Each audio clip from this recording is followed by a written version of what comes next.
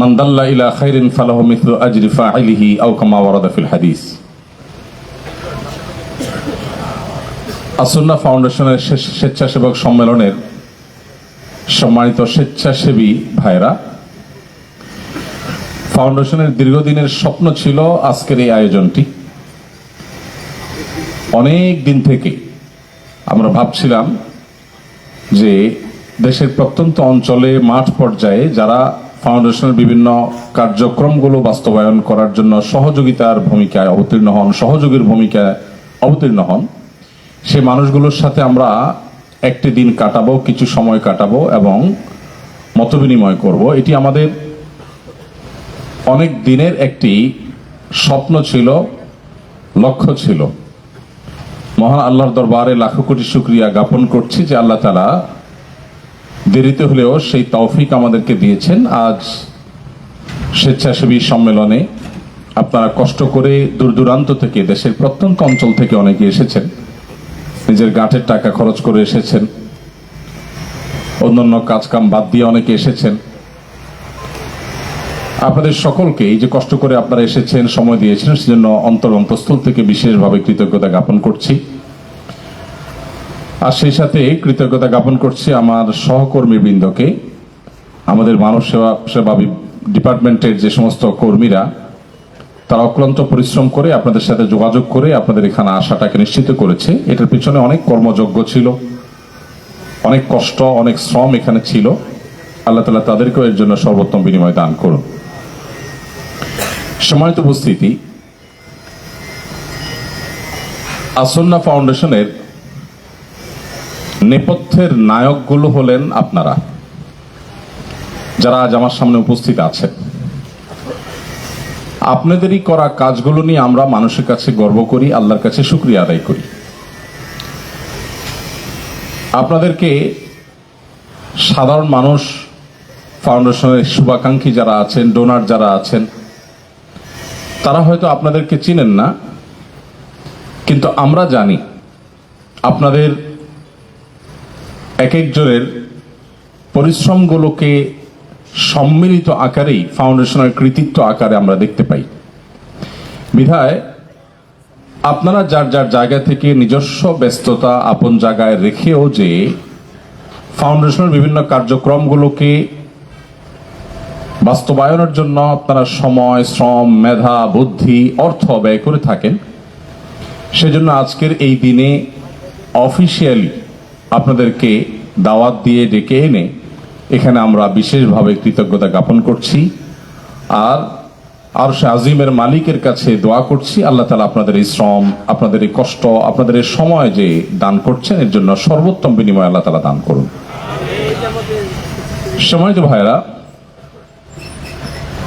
আল্লাহ রাব্বুল আলামিন কোরআন হাকিমে বলেছেন, তাআবানু আলাল বিররি ওয়াত তাকওয়া ওয়া লা তাআবানু আলাল ইসমি ওয়াল উদওয়ান। তোমরা ভালো এবং তাকওয়ার কাজে একে অন্যের সহযোগী হও, ভলেন্টিয়ারি সার্ভিস করো। যে কোনো কাজ যখন ভালো হবে, তাকওয়ার হবে, তখন সেখানে সহযোগীর ভূমিকায় অবতীর্ণ হও। ওয়া লা তাআবানু আলাল ইসমি ওয়াল উদওয়ান। পাপ, অন্যায়, গুনাহ, সীমালঙ্ঘন, খারাপ কাজ, এই সমস্ত কাজে কখনো একে অন্যের সহযোগী হইও না। আসুন্নাহ ফাউন্ডেশন বিভিন্ন রকমের কল্যাণমূলক কাজ সম্পাদন করে, সেজন্যই আপনারা আসুন্নাহ ফাউন্ডেশনের সমস্ত কাজে সহযোগী হন, ভলেন্টিয়ার হয়েছেন। আপনাদের বাইরেও ফাউন্ডেশনের হাজার হাজার ভলেন্টিয়ার আছেন যারা অনলাইনে নিবন্ধন করেছেন।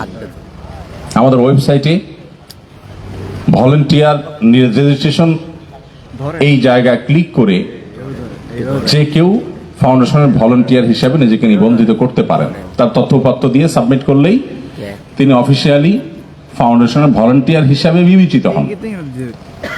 তো এই যে ফাউন্ডেশনের ভলেন্টিয়ার আছেন অনলাইনে যারা নিবন্ধন করেছেন হাজারো, এর মধ্যে এখানে হয়তো 1-1.5 হাজার মানুষ আজ উপস্থিত হয়েছেন। আপনাদের বাইরে আরো অন্তত এরকম 10-15 গুণ বা আরো বেশি সংখ্যক ভলান্টিয়ার আমাদের আছেন, যারা হয়তো আজকের এই অনুষ্ঠানে আহত হননি বা তাদেরকে দাওয়াত দেওয়া হয়নি। আজকের অনুষ্ঠানে দাওয়াত দেওয়া হয়েছে সরাসরি আমাদের বিভিন্ন প্রজেক্টগুলোর সাথে যারা আপনারা সম্পৃক্ত হয়েছেন। শুধু ভলান্টিয়ার নিবন্ধনে নিবন্ধিত ভলান্টিয়ারই নন, যারা আপনারা কাজ করছেন। হতে পারে আপনাদের কেউ অনিবন্ধিত, সিস্টেমিক্যালি আপনারা নিবন্ধন করেননি, কিন্তু আপনারা কাজ করছেন। তো আজকে আপনাদেরকে এখানে দাওয়াত দেওয়া হয়েছে। জাতিসংঘের একটি জরিপ অনুযায়ী সারা বিশ্বে 1 বিলিয়নের মতো মানুষ ভলান্টিয়ারি সার্ভিস দিয়ে থাকে। আর আমরা যদি ইসলামের দিকে তাকাই, তাহলে পুরো ইসলামটা দাঁড়িয়ে আছে 100% প্রায় 100% ভলান্টিয়ারি কাজের উপর। যত নবী রাসূল পৃথিবীতে এসেছেন, তাদের সবার যত মিশন ছিল, যাদের প্রত্যেকটা মিশন বাস্তবায়ন করতে গিয়ে জীবন বাজি রাখতে হয়েছে, নবী রাসূলগণের সে সব মিশনগুলোই 100% ছিল ভলান্টিয়ারি সার্ভিস। নবী রাসূলগণ কি কোনো বেতন নিয়ে দাওয়াতি কাজ করেছেন? মানব সেবার কাজ কোনো টাকা পয়সা নিয়ে করেছেন? সমস্ত নবী রাসূলদের একটি কথা ছিল, ইন আজরিয়া ইল্লা আলাল্লাহ, আমার বিনিময় শুধু আল্লাহই দিবেন, তোমাদের কাছে আমি কোনো বিনিময় চাই না। এই কমন কথা সব নবী রাসূলগণ বলেছেন। তাহলে গোটা ইসলাম দাঁড়িয়ে আছে ভলান্টারি ওয়ার্কের উপরে, গোটা দিন দাঁড়িয়ে আছে ভলান্টারি ওয়ার্কের উপরে। পৃথিবীতে টাকা পয়সার বিনিময় যা হয়েছে তার চেয়ে অনেক বেশি হয়েছে ভলান্টারি ওয়ার্কের মাধ্যমে। অতএব আজকের বিশ্ব বাস্তবতায় শুধু নয়, বরং মানব ইতিহাসের শুরু থেকে আজও পর্যন্ত আপনারা যারা ভলান্টারি ওয়ার্ক করেন, আপনারা যারা স্বেচ্ছাসেবা দিচ্ছেন, আমরা যারা স্বেচ্ছাসেবা দিচ্ছি, এই স্বেচ্ছাসেবক বা ভলান্টিয়ারদের ভূমিকা এই পৃথিবীকে সুন্দর করবার প্রয়োজনে, আল্লাহর দ্বীনকে পৃথিবীতে সমুন্নত করবার প্রয়োজনে অত্যন্ত গুরুত্বপূর্ণ। আপনাদের এই ভূমিকা তখনই সার্থক হবে, সফল হবে, চূড়ান্ত লক্ষ্যে পৌঁছা সম্ভব হবে এই ভূমিকার মাধ্যমে, যদি সেই ভূমিকাটা যথার্থভাবে আপনারা পেশ করতে পারেন, রাখতে পারেন।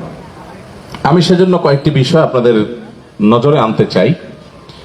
প্রথমত, এই যে আপনারা স্বেচ্ছাসেবার কাজ করছেন, স্বেচ্ছাসেবার কাজ করে আপনাদের প্রাপ্তি কি, অর্জন কি, আপনারা কি পাবেন? আমি 3টি প্রাপ্তির কথা বলতে পারি আপনাদের, যেটা স্বেচ্ছাসেবার মাধ্যমে আপনারা পেতে পারেন। তার প্রথম হলো, স্বেচ্ছাসেবার মাধ্যমে আপনারা মানসিক প্রশান্তি পাবেন। আপনি কোন একজন গরিবের মুখে হাসি ফোটাবার জন্য যে কোনো ভাবে ভূমিকা রাখতে পেরেছেন, জাস্ট এই ভূমিকা রাখতে পারার যে তৃপ্তি, এই তৃপ্তি পৃথিবীর অন্য কোনো তৃপ্তির সাথে তুলনাযোগ্য না। এ বিষয়ে ডক্টর খন্দকার আব্দুল্লাহ জাহাঙ্গীর রহমতুল্লাহ আলাইহির একটি উক্তি আছে। স্যার বলেছেন যে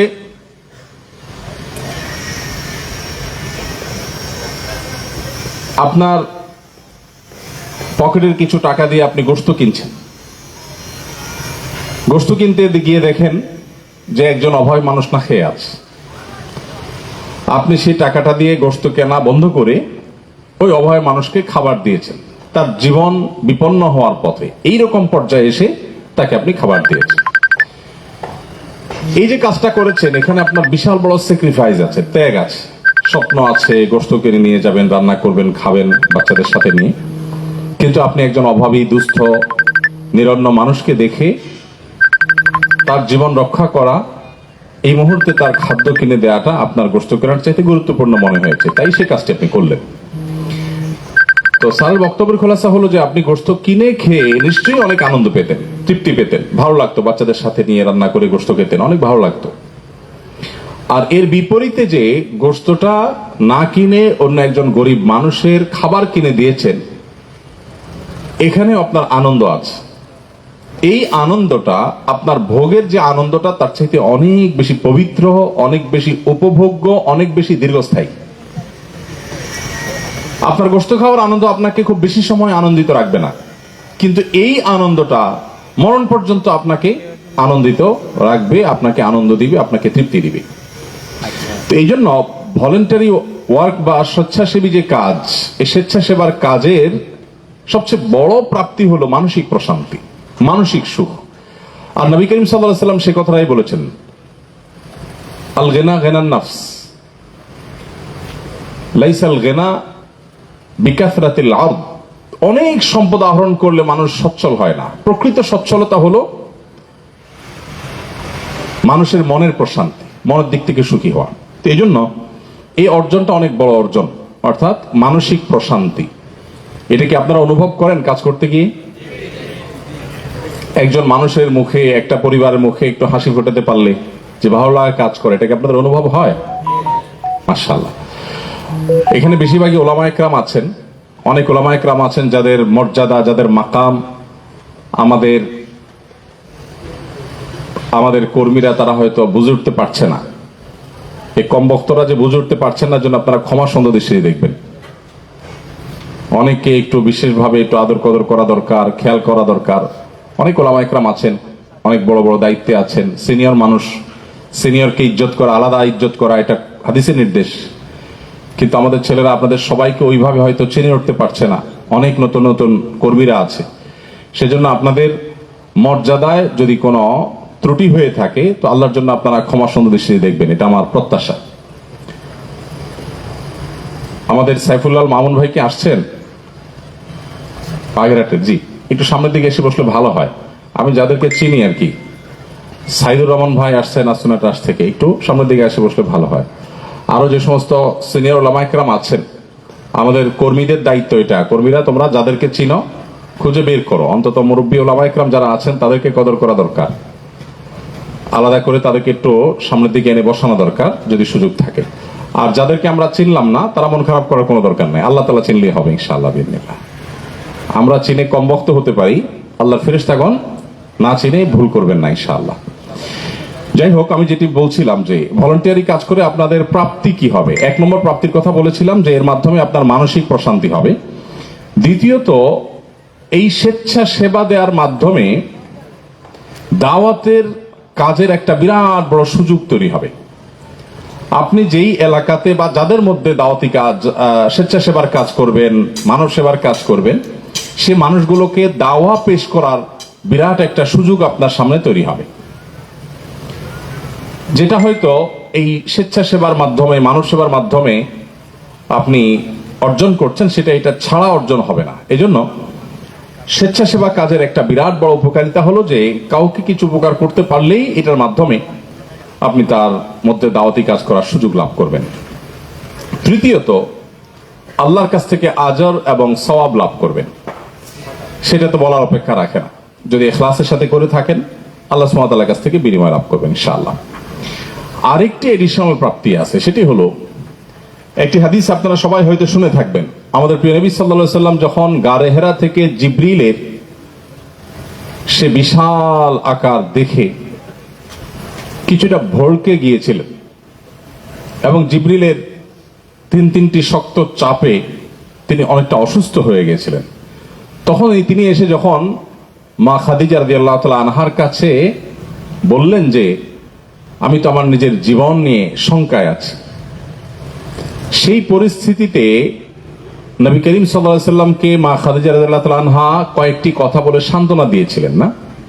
সেই সান্ত্বনার বাক্যগুলোর মধ্যে প্রত্যেকটা বাক্যই কিন্তু ভলান্টিয়ারি সার্ভিসের ফজিলত, তার উপকারিতা, তার মর্যাদার কথা ইঙ্গিত দেয়। আমরা সেই বাক্যগুলোর দিকে তাকালে দেখতে পাই যে সেখানে পরিষ্কারভাবে খাদিজা রাদিয়াল্লাহু তাআলা নবী সাল্লাল্লাহু আলাইহি সাল্লামকে সান্ত্বনা দিয়ে বলেছিলেন, ইন্নাকা তাকসিবুল মা'দুম, যা কিচ্ছু নাই আপনি তার জন্য উপার্জন করেন, ভলান্টিয়ারি সার্ভিস, আরেকজনের জন্য কাজ করেন। ওয়া তাহমিলুল কাল, আপনি আরেকজনের বোঝা বহন করে দেন, এই যে ভলান্টিয়ারি সার্ভিস করেন, এগুলো সব বিনা পয়সার কাজ। ওয়া তুইনু আলা নওয়াইবিল হক ওয়া তাকরিদ যায়ফ, প্রত্যেকটা ভলান্টিয়ারি সার্ভিস। এই যে পরোপকার করেন, মানুষের জন্য কাজ করেন, এগুলোর কোনোটার বিনিময় তিনি গ্রহণ করেন না। এই যে স্বেচ্ছাসেবা দেন, এই কথাগুলো উল্লেখ করে মা খাদিজা রাদিয়াল্লাহু তাআলা যে কথাটা বলেছেন সেটি হলো কাল্লা লা ইউখজিকাল্লাহু আবাদা, কোশ্চেন কালেও আল্লাহ আপনাকে বেইজ্জত করবেন না, অসম্ভব।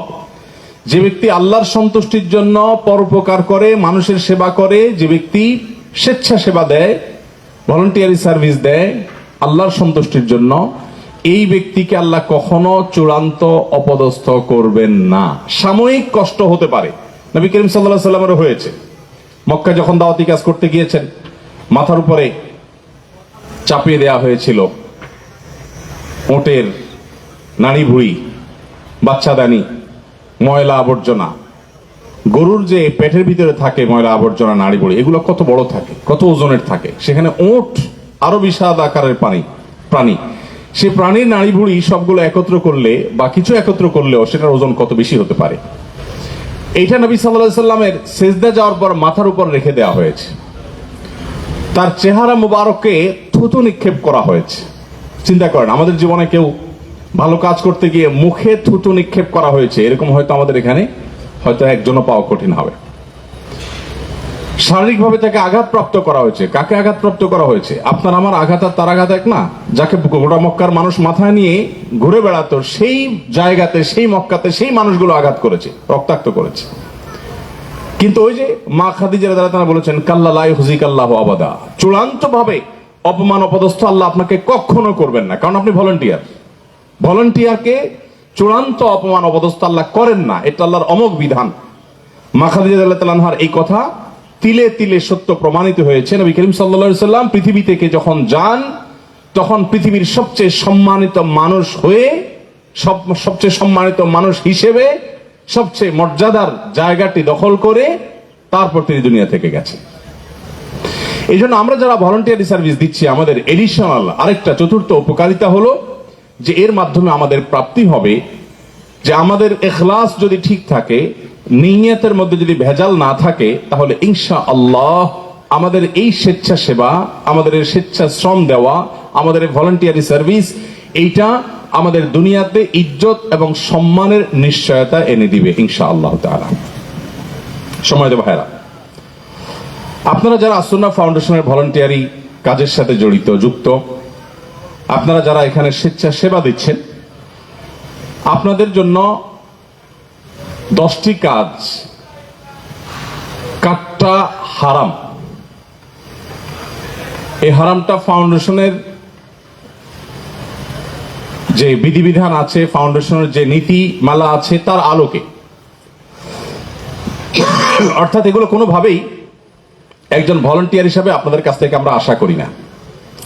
এবং এই কাজগুলোর কোনোটি কোনো ভলান্টিয়ার করেছেন এটা যদি আমরা জানতে পারি, তাহলে তাকে আমরা ভলান্টিয়ার হিসেবে আর রাখি না, তার থেকে আমাদের ফাউন্ডেশনকে আমরা সরিয়ে নিয়ে আসার চেষ্টা করি। আপনাদের সে বিষয়গুলো জানা দরকার।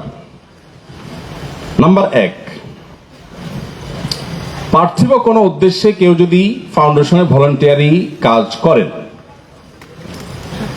অর্থাৎ কাজটা হচ্ছে সেবামূলক, সেখানে কোনো পারিশ্রমিক নেওয়ার চুক্তি নাই, কিন্তু বিহাইন্ডে, পেছনে কোনো পার্থিব স্বার্থ লুকায়িত আছে, এরকম ব্যক্তি আসুন্নাহ ফাউন্ডেশনের ভলান্টিয়ার হওয়ার জন্য উপযুক্ত নন।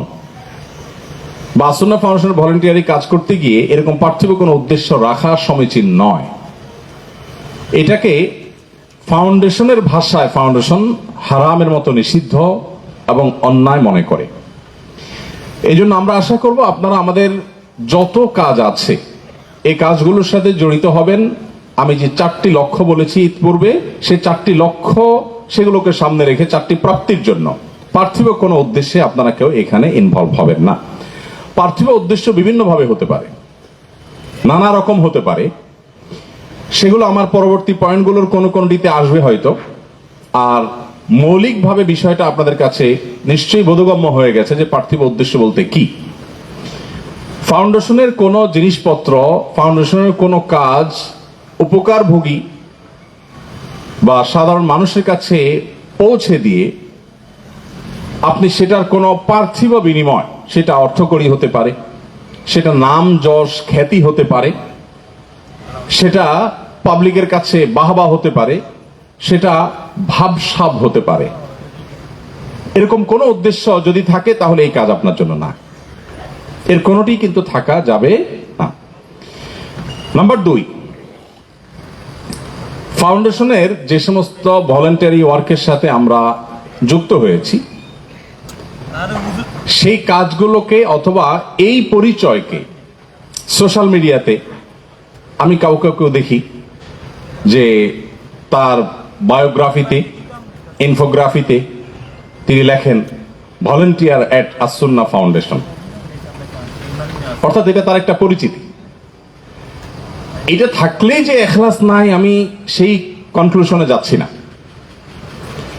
আমি বলছি যে এটি বহু ফিতনার দুয়ারকে উন্মোচন করে, আপনার নিজের নিয়তকে ভেজালযুক্ত করার আশঙ্কা এখানে তৈরি হয়। সেজন্য আমরা এটাকে নিষিদ্ধ ঘোষণা করছি। আমরা আশা করছি আমাদের কোনো ভলেন্টিয়ার সোশ্যাল মিডিয়ার কোনো পেজে অথবা অফলাইনে অনলাইনে কোনো প্ল্যাটফর্মে তার নিজেকে ফাউন্ডেশনের ভলেন্টিয়ার হিসাবে তিনি পরিচয় দিতে যাবেন না। পরিচয় দিবেন আমাদের কাছে। আমার সাথে দেখা হলে বলবেন আমি আপনার আসুন্নাহ ফাউন্ডেশনের অমুক প্রকল্পের ভলেন্টিয়ার, এটা আমাকে বলবেন, আমাদের কর্মীদেরকে বলবেন, আমাদের দায়িত্বশীলদেরকে বলবেন, ফাউন্ডেশনে যখন আসেন তখন বলবেন, কিন্তু সাধারণ মানুষকে বলবেন না।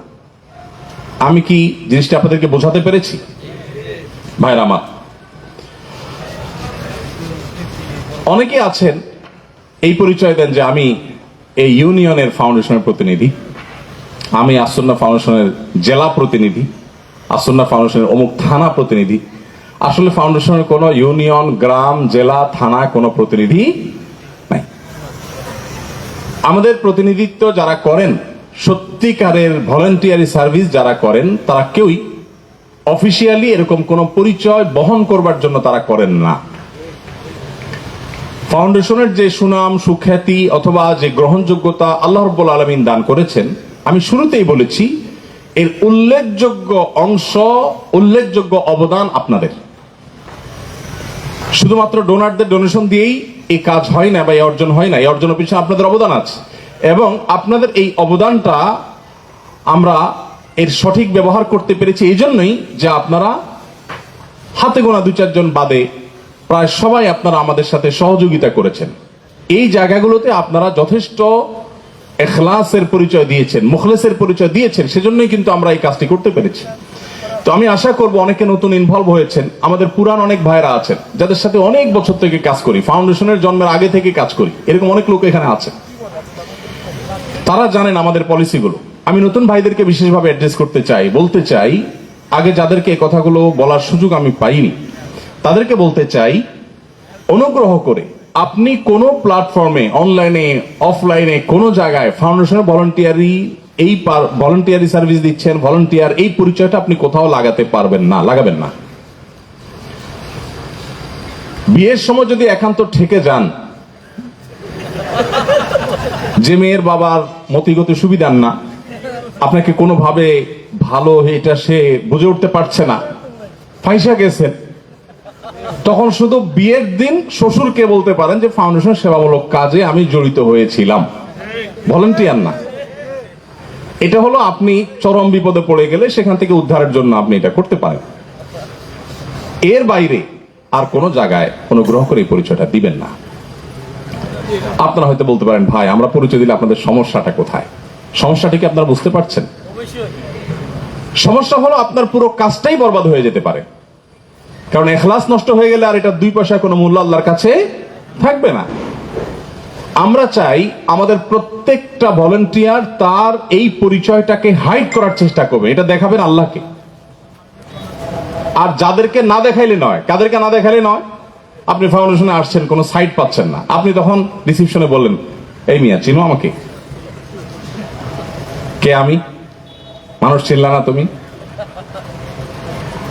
আপনি এভাবে না বললেও বিনয়ের সাথে আপনি পরিচয় দেন, যদিও পরিচয় দেওয়ার প্রয়োজন আপনার হবে না, কারণ মানব সেবা বিভাগে যখন যাবেন, মানব সেবা বিভাগের লোকজন আপনাকে চিনবেন, জানবেন, প্রসঙ্গত তাদের কাছে পরিচয় দেওয়ার ব্যাপার আসবে, ওইটা রসিকতা করে বললাম। তাহলে দ্বিতীয়ত যে জিনিসটি আমাদের ভলেন্টিয়ারদের জন্য নিষিদ্ধ, কোনোভাবেই করা যাবে না, সেটি হলো যে ফাউন্ডেশনের পরিচয় এটা কোনো বায়োগ্রাফিতে, কোনো ইনফোগ্রাফিতে, কোনো জায়গায় এটা জাহির করা যাবে না। আমরা একটা ফেসবুক পেজ পেয়েছি এরকম, ভলান্টিয়ার এট আসুন্নাহ ফাউন্ডেশন, পেজের নামই এটা। পরে ওই পেজের অ্যাডমিনের সাথে যোগাযোগ করা হলো, দেখা গেল যে তিনি বেশ ভালো কিছু কাজ করছেন। তারপর আমরা তাকে রিকোয়েস্ট করে তার পেজের নাম চেঞ্জ করেছি। তিনি ভালো মানুষ ছিলেন, উদ্দেশ্য ভালো ছিল, সুধারণা হয় আমাদের, তাকে পরামর্শ দিয়ে তার কাজটাও যেন হয়, আবার যাতে ধোঁয়াশা তৈরি না হয় সে ব্যবস্থা আমরা করেছি। আবার একই সঙ্গে আপনারা কদিন আগে ফাউন্ডেশনের পেজে একটি ঘোষণা দেখেছেন হয়তো, এক ভদ্রলোক তিনি ফাউন্ডেশনের নামে রশিদ বই ছাপাতে গিয়েছেন মতিঝিলের এক জায়গায়, এক প্রেসে। তো প্রেস মালিক দেখে একটু সন্দেহ হয়েছে যে ফাউন্ডেশনের মতো এরকম একটা রিনাউন্ড প্রতিষ্ঠান আসুন্নাহ ফাউন্ডেশনের রশিদ বই এভাবে একজন লোক একা একা এসে ছাপাতে আসছে, এবং হাবভাবও দেখে ওরকম ফাউন্ডেশনের লোক বলে মনে হয় না। তো তিনি তখন আমাদের অফিসে ফোন দেন, দিয়ে বলেন যে আপনাদের রশিদ বই ছাপানোর জন্য এক লোক আসছে, এটা কি আপনারা অফিস থেকে পাঠাইছেন? অফিস থেকে বললো না, এরকম আমাদের রশিদ বইতে এইভাবে ছাপানো হয় না। যাই হোক, পরবর্তীতে সে ভদ্রলোককে নিয়ে আসা হলো অফিসে, থানায় মামলা করা হলো, পুলিশে সুপর্দ করা হলো, এখন তিনি ভেতরে আছেন। তো এই ভদ্রলোক অনেক মানুষের কাছ থেকে বিভিন্নভাবে টাকা পয়সা নিয়েছেন, অনেক টাকা পয়সা হাতিয়েছেন। তো অফিস থেকে যখন ছবি পাঠাইছে আমার কাছে, এই সে ভদ্রলোক, কারণ তার নুরানি চেহারাটা দেখার আমার ইচ্ছা ছিল যে কে। পরে চেহারাটা দেখে তো আমি চমকে উঠলাম। কেন চমকে উঠছি জানেন? কারণ এই চেহারাটা আমার কাছে খুব পরিচিত চেহারা। আমি খুব মনে হয় যে অনেকদিন থেকে চিনি তাকে, ওইভাবে চিনি যাই না, কিন্তু চেহারাটা খুব, ফেসটা খুব পরিচিত। তখন বুঝলাম যে আমরা যখন বিভিন্ন কাজে যাই, বিভিন্ন প্রজেক্ট পরিচালনা করি, তখন আমার আশেপাশে থেকে উনি মোবাইল দিয়ে লাইভ করার চেষ্টা করেন, রেকর্ড করার চেষ্টা করেন, এবং এগুলো ডোনারদেরকে দেখিয়ে বা সাধারণ মানুষকে দেখিয়ে তিনি বিভ্রান্ত করেন। আমাদের কাছে যে কত তিক্ত অভিজ্ঞতার ঝুলি আছে সেটা আপনাদেরকে বললে, সারাদিন বললে শেষ করা যাবে না। আপনারা অনেক কিছুই হয়তো বুঝতে কষ্ট হবে যে কেন আমরা এত কড়াকড়ি করি, কেন আমরা এত বাধা দেই, কিন্তু আমাদের যে তিক্ত অভিজ্ঞতাগুলো আছে সেগুলো শুনলে আপনারা আমাদের প্রতি মায়া করবেন যে বেচারারা এত চাপ নিয়েও কাজ করে। আমার উপর দিয়ে এত কিছু যায় না যতটা যা আমাদের কর্মীদের উপরে, আমার সহকর্মী অন্য যারা আছেন তাদের উপরে। তো এই জন্য আমরা আশা করব কেউ তার এই ভলান্টিয়ারি পরিচয় তিনি কোথাও দিতে যাবেন না। যদি এটা কেউ করেন তাহলে সেক্ষেত্রে আমি তাকে ভলান্টিয়ার হিসেবে অযোগ্য মনে করব। নাম্বার 3, আপনার ভলান্টিয়ারি সার্ভিস বা আমাদের ফাউন্ডেশনের স্বেচ্ছাসেবার কাজ বা মানব সেবা থেকে কোনো কাজ আপনি পেয়েছেন, সেগুলো করছেন, এটা যেন আপনার কোনো নির্বাচনে দাঁড়ানোর প্রস্তুতি না হয়। আমি কি বোঝাতে পেরেছি?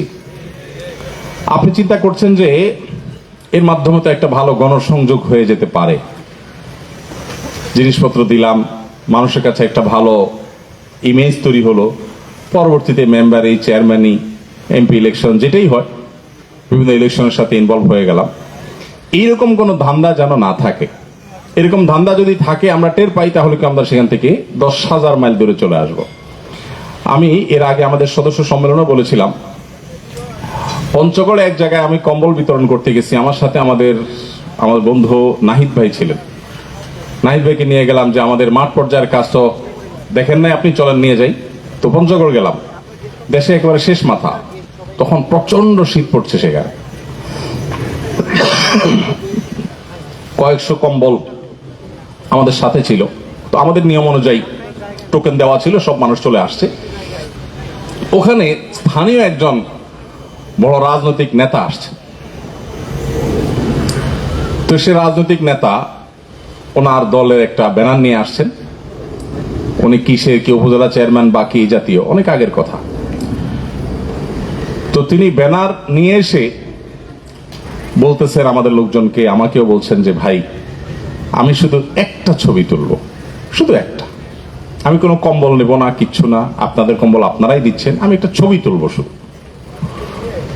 তাই বললাম, আহারে এত নিষ্পাপ চাওয়া, এত ছোট্ট একটা চাওয়া, এত পাষাণ আমি যে ছোট একটা চাওয়া পূরণ করতে আপনাকে আমি হেল্প করবো না, কথা হলো।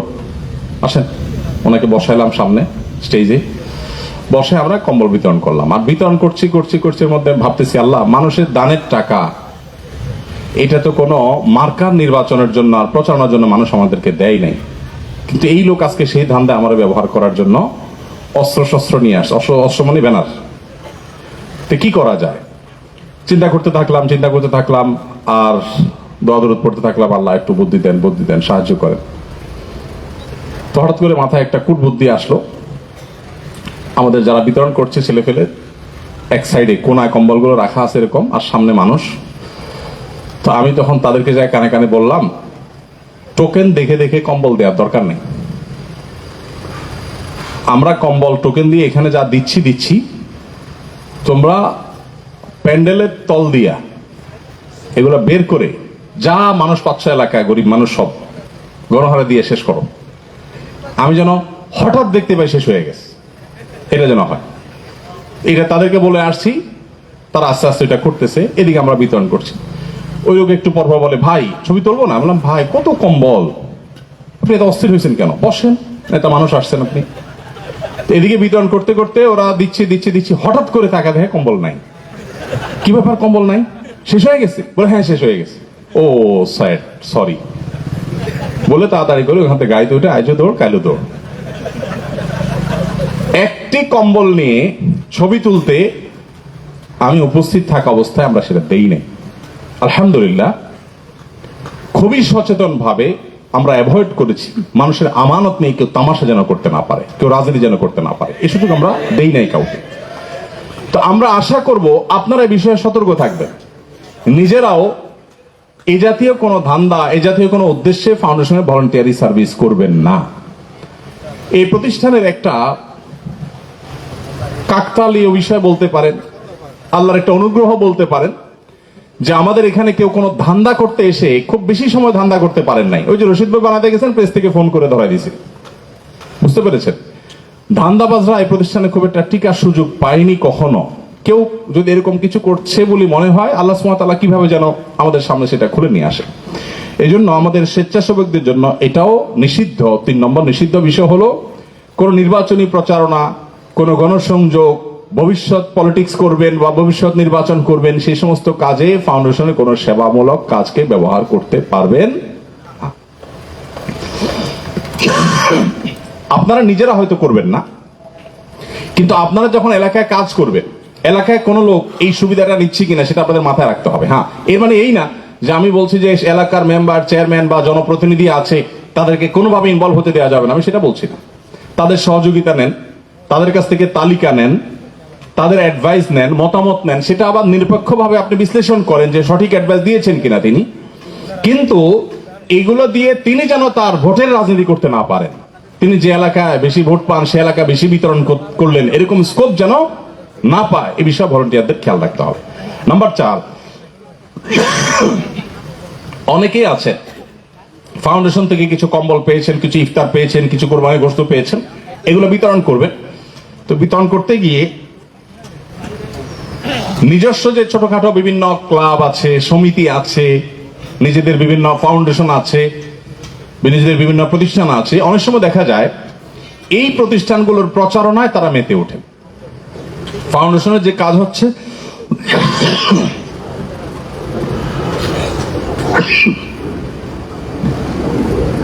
সে কাজগুলোকে নিজেদের কাজ হিসাবে দেখানোর একটা কসরত অনেকে করে। আপনারা দেখছেন কি দেখেন না এরকম মানুষ? অনেক কাশি আমার আজ কয়দিন।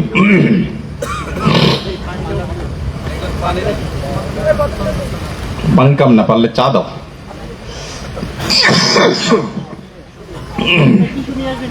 আর এখানে ফ্যান ট্যান নাই, ঘামাই গেলাম তো। তো যেটা বলছিলাম, অনেকেই আছেন ফাউন্ডেশনের জিনিসপত্র পেয়ে এই ফাঁকে তার প্রতিষ্ঠানের প্রচার প্রচারণা করছেন। এটা একেবারে নাজায়েজ, এটা একেবারে নিষিদ্ধ। আমাদের কোনো ভলান্টিয়ারই কাজ করতে পারবেন না। আপনারা হয়তো বলবেন, ভাই করলে সমস্যাটা কি? একটা ছোট প্রতিষ্ঠান, সেই প্রতিষ্ঠান যদি এই জিনিসপত্র দিয়ে একটু উঠে উপরের দিকে, আল্লাহর জন্যই তো কাজ করবে তারা, সমস্যাটা কোথায়? সমস্যা হলো কার নিয়ত ভালো কার নিয়ত খারাপ, এটা ফিল্টার করার কোনো মেশিন নেই। এটা যখন পারমিশন দেওয়া হবে তখন অনেকে অনেক অসৎ উদ্দেশ্যে এই কাজটা করবে। সেজন্য এটা একেবারেই কড়াকড়ি ভাবে নিষেধ। কোন স্থানীয় প্রতিষ্ঠানের, অনেক এলাকাতে দেখা যায়,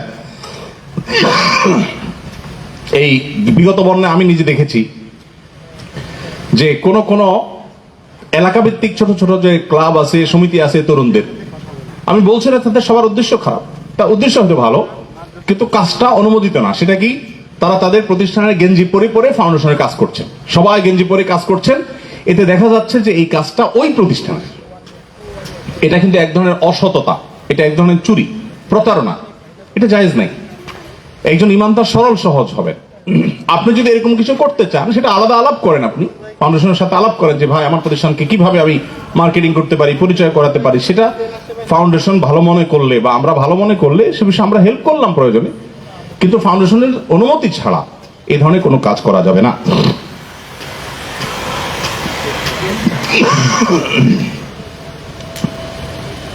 তাহলে 4 নম্বর গেল, ফাউন্ডেশনের যে জিনিসপত্র আছে এগুলো এলাকা ভিত্তিক বিভিন্ন ক্লাব, সমিতি বা বিভিন্ন প্রতিষ্ঠানের ব্যানারে বা পরিচয় এগুলোকে বিতরণ করা যাবে না।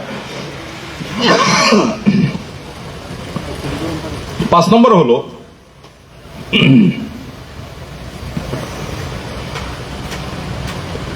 অনেক ভলান্টিয়ার আছেন, ছবিতে আসার একটু চেষ্টা থাকে। ছবিতে আসার চেষ্টা বোঝেন আপনারা? যেমন বিশেষ করে আমি যখন যেতাম আগে, যখন বিভিন্ন এলাকাতে কোনো প্রজেক্টের উদ্বোধনের শুরুতে, এখন যাওয়ার সুযোগ সময় হয় না, তখন লাইভ ট্যাবে গেলে দেখতাম কিছু ভলান্টিয়ার আছে, ওই ক্যামেরার ফ্রেম যত দূর যায় ওর ভিতরে উনি দাঁড়ানোর চেষ্টা করে, যে যদি চেহারাটা ঢুকে যায় তাহলে যদি ফেরেশতারা ইউসিলা বলে যে তুমি যেহেতু ফ্রেমে ঢুকছো যাও, হয়তো এরকম নেক নিয়ত থাকে। তো এগুলো খুবই বিরক্তিকর এবং একেবারে নিষিদ্ধ। আপনি কি আল্লাহর জন্য কাজ করছেন না ধান্দায় কাজ করছেন, এটা প্রমাণ হবে আপনার এই অ্যাক্টিভিটিসের মাধ্যমে। আমরা চাই আমাদের ভলান্টিয়াররা নিজেকে লুকাবার চেষ্টা করে, তাকে যদি ডাকাও হয় সে বলে না আমি ফ্রেমে আসতে চাই না, অন্য কেউ আসুক। আমরা চাই এরকম ভলান্টিয়ার, সেরকম ভলান্টিয়ারকে আমরা মাথায় তুলতে চাই। আমাদের মানব সেবা ডিপার্টমেন্ট যে পরিচালনা করছে মাহবুব, এই মাহবুব আমাদের 22-এর বন্যার ভলান্টিয়ার। মাহবুবকে তো সবাই চেনেন আপনারা। মাহবুব হলো 22-এর বন্যার ভলান্টিয়ার। সেখান থেকে তাকে ডেকে এনে পুরো মানব সেবা বিভাগটা তার কাঁধে তুলে দেওয়া হয়েছে। তাহলে এবার বুঝেন, আমরা মূলত ভলান্টিয়ার ভাইদেরকে দেখতে চাই যে তারা পোক্ত হয়েছেন, তারা পেকেছেন। আমরা যেই রকম ভলান্টিয়ার চাই তারা সেরকম ভলান্টিয়ার হয়েছেন। আপনি ফ্রেমে ঢুকার চেষ্টা করার দরকার নাই। আপনাকে যখন প্রয়োজন মনে হবে আমরাই ঢুকে আপনাকে ফ্রেমে ঢুকাবো, আমরাই আপনার পিছনে ঘুরবো যে আপনি ফ্রেমে আসেন, ছবিতে আসেন, ফুটেজে আসেন। ফাউন্ডেশনের ফুটেজে, ফাউন্ডেশনের ছবিতে, ফাউন্ডেশনের ব্যানারে এসে ক্রেডিট নেওয়ার চাইতে এমন জীবন গঠন করবার পলিসি আপনাকে আমি বলে দিচ্ছি, যেই পলিসি মেনে চললে ফাউন্ডেশন আপনাকে ছবিতে ঢুকাতে পেরে গর্ববোধ করবে, আপনার গর্ববোধ করা লাগবে। ফাউন্ডেশন আপনাকে ঢুকায়া ফ্রেমের ভিতরে ফাউন্ডেশন প্রাউড ফিল করবে যে আমাদের ফ্রেমে অমুক আছে। আপনি সেই মানুষ হতে পারেন, কিন্তু সেটা ইখলাসের মাধ্যমে সম্ভব, নিষ্ঠার মাধ্যমে সম্ভব। আমাদের বেশিরভাগ মানুষের নজরগুলো থাকে, আমি জেনারেলি বলছি, নিচু নজর থাকে, তুচ্ছ নজর থাকে। আমরা উঁচু নজর রাখতে পারি না, দৃষ্টিভঙ্গি অনেক উপরে রাখতে পারি না।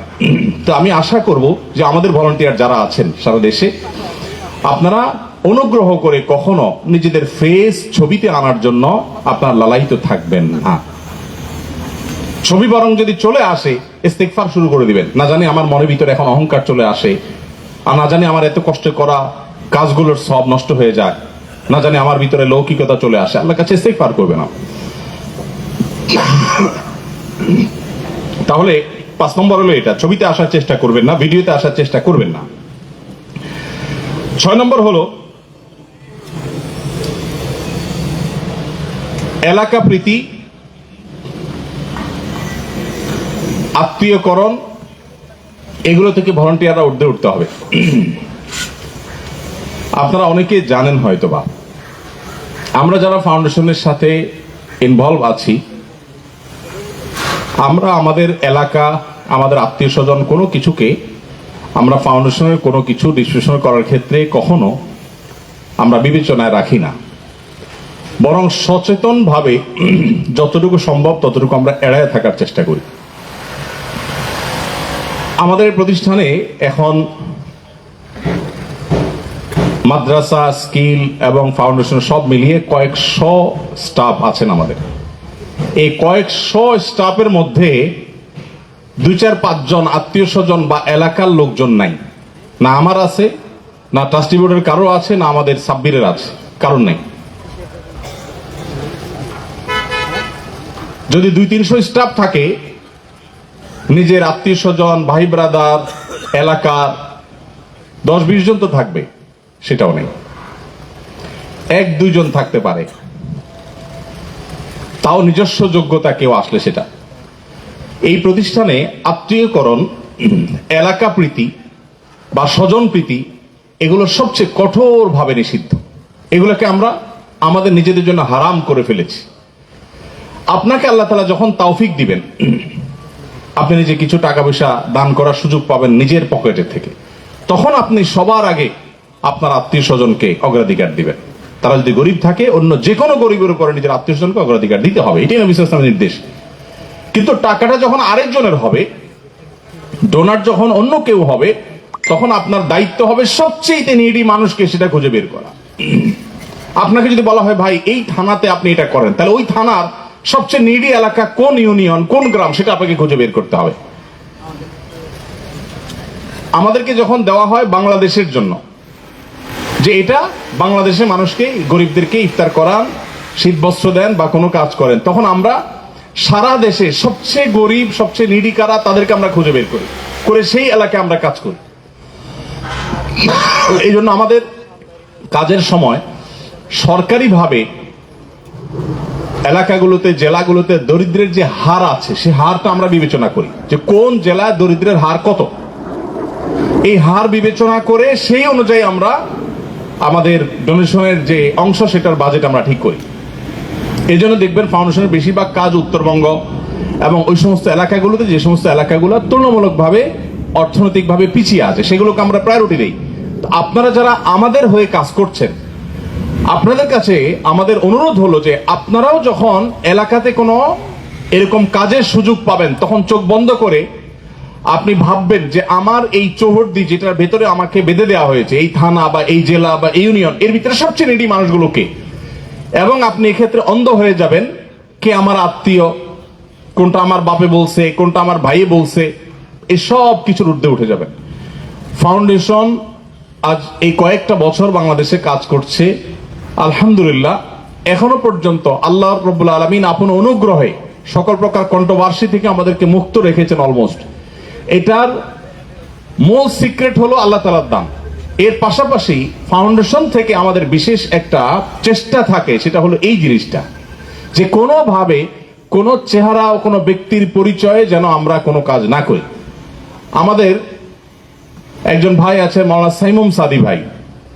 মাওলানা সাইমুম সাদি ভাই গত পরশুদিন এখানে সদস্য সম্মেলনে এসেছিলেন। তিনি বলে গেছেন তার বক্তব্যে তার মাদ্রাসায় একটা কম্পিউটার লাগবে। তো তিনি বহুদিন চেষ্টা করেছেন এই কম্পিউটারটা ফাউন্ডেশন থেকে আদায় করার জন্য। সাব্বিরের সাথে, আমার সাথে তার পার্সোনাল লেভেলের সম্পর্ক অনেক ভালো। তো তিনি সাব্বিরকে, আমাকে বিভিন্নভাবে কনভিন্স করার চেষ্টা করছেন, ভাই একটু কম্পিউটারটা আমার মাসাজের একটা কম্পিউটার লাগে। আপনারা কত কম্পিউটার কিনেন? 200, 350 কম্পিউটার আপনাদের শুধু প্রশিক্ষণার্থীদের জন্য আছে, তো আমাদের একটা কম্পিউটার মাদ্রাসার জন্য দেওয়া যায় কিনা। তো উনি বলে গেছেন এখানে যে আমি এত চেষ্টা করলাম আর আমার সাথে এত দোস্তির সম্পর্ক, মাগার এটা আমি পাই নাই। কেন পাই নাই? কারণ মাদ্রাসার জন্য আলাদা কম্পিউটার দেওয়ার কোনো প্রজেক্ট আমাদের কাছে নাই। আমাদের যা আছে এর মধ্যে যদি হয়, ক্রাইটেরিয়া মিলে, সেটা ভিন্ন কথা, এর বাইরে কিছু না। এমনও হয়েছে যে সাদি ভাইয়ের মাদ্রাসার জন্য কিছু দরকার হয়েছে, এটা আমি পকেট থেকে দিয়ে দিচ্ছি, যে ভাই আমি ব্যক্তিগত চিনি, জানি যে এটা নিডি জায়গা, ঠিক আছে, আমি আমার পকেট থেকে দিলাম, নেন 20,000 50,000 যেটা আমার সামর্থ্য আছে সেটা আমি দিলাম। কিন্তু ফাউন্ডেশনের টাকা এটা সম্ভব না। আমার লক্ষ্মীপুরের এক লোক অফিসে আসছে এই জাতীয় একটা কাজের জন্য। তো সাব্বিরের কাছে গেছে, আগে রিসেপশন থেকে পাঠাইছে। সাব্বিরকে যায় বোঝানোর চেষ্টা করছে আমি লক্ষ্মীপুরের মানুষ, শেখের এলাকার মানুষ, শেখের এলাকার মানুষ এসব বলে টলে সাব্বিরকে যখন কোনোভাবে দুর্বল করতে পারে নাই, পরে সাব্বিরের একটা হুমকি দিছে ভদ্রলোক, একটা ছোট্ট একটা হুমকি দিছে। হুমকি হলো, আমি কিন্তু শেখের কাছ থেকে সুপারিশ আনতে পারি, আমি কিন্তু সেটা চাইলে করতে পারি, আমি কিন্তু শেষ পর্যন্ত শেখের সুপারিশ আনতে বাধ্য হব। এটা বলার পর সাব্বির বলছে, শেখ তো সুপারিশ করবে না সেটা তো আমি জানি, যদি শেখের আব্বা জান যে মারা গেছেন কবরে, উনি ওইটা এসেও সুপারিশ করেন, তাতেও কোনো কাজ হবে না। ভদ্রলোক তো থক হয়ে গেছে যে এত হার্ডলাইনে এরা। বাস্তবিক অর্থে আমরা ঠিক এইভাবে হার্ডলাইনে। আমরা আশা করব যে আপনারা যারা আমাদের রিপ্রেজেন্ট হিসেবে এলাকাগুলোতে কাজ করেন, আপনারা এই এলাকা প্রীতি স্বজন প্রীতির ঊর্ধ্বে উঠবেন। আমি অনেক ভলান্টিয়ারকে জানি প্রতি বছর একই জায়গায় তিনি শীতবস্ত্র বিতরণ করছেন। কেন রে ভাই? ওই এলাকাতে আর কোনো জায়গা নাই, আর কোনো গরিব মানুষ নাই, আপনি ঘুরে ঘুরে শুধু এলাকাতেই দিচ্ছেন কেন? শুধু এলাকাতে দিচ্ছেন এলাকা প্রীতির কারণে। মনে রাখবেন, আপনি উম্মার হতে হলে আপনার দৃষ্টিভঙ্গি প্রসারিত হইতে হবে, উদার হইতে হবে, ব্রড হইতে হবে। আপনি সীমিত চিন্তার হয়ে কিভাবে আপনি বড় চিন্তা করবেন? আমাদের কাছে যে ডোনেশন আসে, এটা যদি আমরা চেহারা ছবি দেখে, বন্ধু বান্ধব দেখে, আত্মীয় স্বজন দেখে, এলাকা দেখে দেখে দিতাম, তাহলে আজকে আসন্ন ফাউন্ডেশন এই পর্যায়ে আসতো না। আমার অনেক আলেম ভাইরা, আপনারা এখানে ভলান্টিয়ারদের বেশিরভাগই আলেম ওলামা, এটা অনেকে জানেন না। অনেকে বলেন যে ভাই, আপনারা জগন্নাথ বিশ্ববিদ্যালয়ের হল সমস্যার সমাধানের জন্য এই কাজ করেছেন, আপনারা আলেমদের জন্য এই কাজ কেন করলেন? তো আমরা তাদেরকে বিনয়ের সাথে বলি, ফাউন্ডেশন তার সকল ডোনেশন খরচ করার ক্ষেত্রে একটা বেসিক প্রিন্সিপাল মেনটেন করে। সেটা হলো, আমরা সে ধরনের প্রজেক্ট সাধারণত সচরাচর করে থাকি, পরিচালনা করে থাকি, যেই প্রজেক্ট সবাই সমানভাবে সুবিধাভোগী হতে পারবে। বিশেষ কোন শ্রেণীর জন্য আলাদা করে সুবিধা দেওয়া এটা ফাউন্ডেশনের লক্ষ্য না, উদ্দেশ্য না এবং পদ্ধতি না। আমাদের জন্য আসুন্না স্কিল ডেভেলপমেন্ট ইনস্টিটিউট আছে, সেখানে এক সময় আলেমদের একটা ব্যাচ হতো, সাধারণ মানুষের একটা ব্যাচ হতো। অর্থাৎ মাদ্রাসার ছাত্রদেরকে সুযোগ দেওয়া হতো, তাদেরকে আলাদা সুযোগ দেওয়া হতো। এই যে ভলান্টিয়ার সার্ভিসে আলেমদের প্রতি আস্থা তুলনামূলকভাবে বেশি হওয়ার কারণে আপনারা বেশিরভাগ ভলান্টিয়াররাই আলেম ওলামা মাদ্রাসা সংশ্লিষ্ট। অনেক জিনিস আছে যেগুলোতে আমরা ওলামাদেরকে তাদের প্রতি আস্থা বেশি পাই। এখন ডোনেশন করার ক্ষেত্রে শুধুমাত্র আমি আলেম বেছে বেছে বা এমন কোন প্রজেক্ট নেবো যেটা শুধু আলেমরা বেনিফিশিয়ার হবে, সেটা আমি করতে পারি না। আমাকে সেজন্য তো মানুষ টাকা দেয় না শুধু আলেমদেরকে বেনিফিট করার জন্য। হ্যাঁ, বলতে পারেন তার ইউনিভার্সিটিতে করছেন হল ব্যবস্থাপনা, মাদ্রাসাতে কি করছেন? মাদ্রাসার ছেলেদেরকে আমরা স্কিলে এনে আলাদা করে মাদ্রাসার ছেলে হিসাবে বা আলেম হিসাবে আলাদা করে তাদেরকে এনে আমরা ট্রেনিং করাচ্ছি। যেমন শিক্ষকদের যেরকম করাচ্ছি ওপেন ফর অল, মাদ্রাসার ছেলেদেরকেও করাচ্ছি। আর মাদ্রাসাগুলোতে ভাতা সিস্টেম চালু করলে কি সিস্টেম হতে পারে, কি পদ্ধতি হতে পারে, সেগুলো দীর্ঘদিন থেকে আমাদের অ্যানালাইসিস চলছে। একটা ঘোষণা হয়ে যাওয়া এর আগে 1 বছর ধরে স্টাডি চলে, এটা নিয়ে পরিকল্পনা চলে। আমরা অনেক সময় মনে করি যে এটা হয়ে গেছে তো কালকে বোধহয় এটা হতে পারে। আবার অনেক প্রজেক্ট আছে যে প্রজেক্টগুলো চাইলেই বাস্তবায়ন করা সহজ না, সেগুলোতে নানা রকমের ঝামেলা এবং জটিলতা তৈরি হয়। আমি এটা করতে গেলে, এই দিক করতে গেলে ওই দিকে এই সমস্যা তৈরি হতে পারে। নানান রকমের আপনার স্টাডি আমাদেরকে করতে হয় যে একটা প্রজেক্ট যদি আমি কন্ট্রোভার্সি মুক্তভাবে বা ঝামেলা মুক্তভাবে শেষ না করতে পারি তাহলে এটা ধরবো না। অনেক কাজ আছে যে কাজগুলো ব্যক্তিগত উদ্যোগে করতে হয়, আবার অনেক কাজ আছে যে কাজগুলোর অনেক বেশি ডাকডোল পিটায় করতে হয়, অনেক কাজ আছে যেগুলো ডাকডোল পিটানো ছাড়া চুপে চাপে করতে হয়। এই জিনিসগুলো আমরা অনেক সময় বুঝি না। যাই হোক, তো এই জন্য আমি আপনাদেরকে অনুরোধ করব যে অনুগ্রহ করে আত্মীয়করণ এবং স্বজনপ্রীতি এলাকা প্রীতির ঊর্ধ্বে আপনারা উঠার চেষ্টা করবেন।